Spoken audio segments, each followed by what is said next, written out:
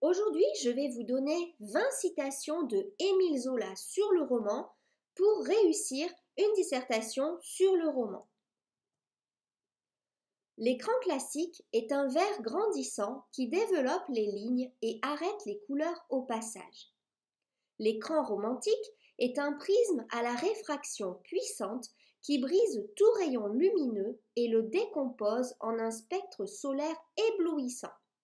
Donc, pour Zola, le romantisme ne reflète pas la réalité. L'écran réaliste est un simple verre à vitre, très mince, très clair, et qui a la prétention d'être si parfaitement transparent que les images le traversent et se reproduisent ensuite dans toute leur réalité. L'écran réaliste nie sa propre existence. Donc c'est contre ça que s'insurge le nouveau roman plus tard. Le roman naturaliste, tel que nous le comprenons à cette heure, est une expérience véritable que le romancier fait sur l'homme en s'aidant de l'observation. Tous les personnages de Stendhal semblent avoir la migraine tellement il leur travaille la cervelle. Quand je le lis, je souffre pour eux. J'ai souvent envie de lui crier « Par grâce, laissez-les donc un peu tranquilles !» Laissez-les quelquefois vivre de la bonne vie des bêtes, simplement, dans la poussée de l'instinct, au milieu de la saine nature. Soyez avec eux, bêtes comme un brave homme. Donc ça, c'est une citation qui serait particulièrement utile pour une dissertation sur le rouge et le noir.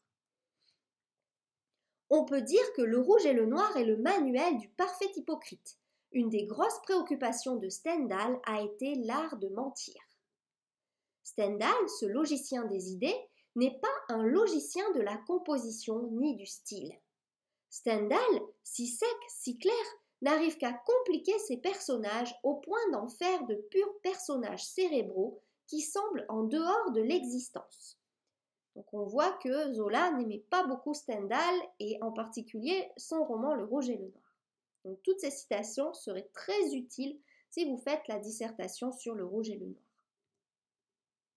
Balzac a pris l'homme tout entier, avec ses organes, avec les milieux naturels et sociaux, et il a complété les expériences du psychologue par celles du physiologiste. Un grand romancier doit avoir le sens du réel et l'expression personnelle. C'est mal écrit du moment où cela n'a pas une vie particulière, une saveur originale, même aux dépens de la correction et des convenances de la langue. Le critique opère sur un écrivain pour connaître ses ouvrages comme le romancier opère sur un personnage pour connaître ses actes. Je définirai donc la description, un état du milieu qui détermine et complète l'homme. Le romancier naturaliste affecte de disparaître complètement derrière l'action qu'il raconte. Il est le metteur en scène caché du drame.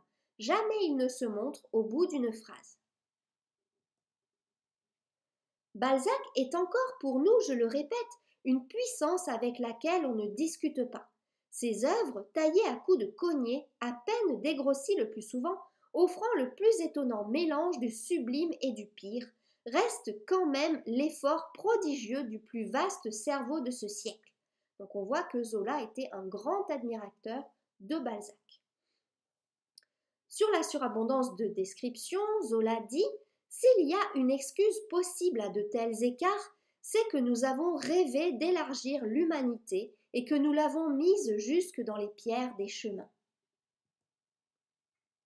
Sur l'assommoir, Zola dit « C'est de la morale en action. » La perfection est l'ennemi de l'abondance. La sobriété, c'est la perfection. L'originalité du style de Gustave Flaubert, c'est de la vérité habillée par un poète. Donc Zola était un grand admirateur de Gustave Flaubert. Voilà, avec ça, normalement, vous devriez réussir la dissertation.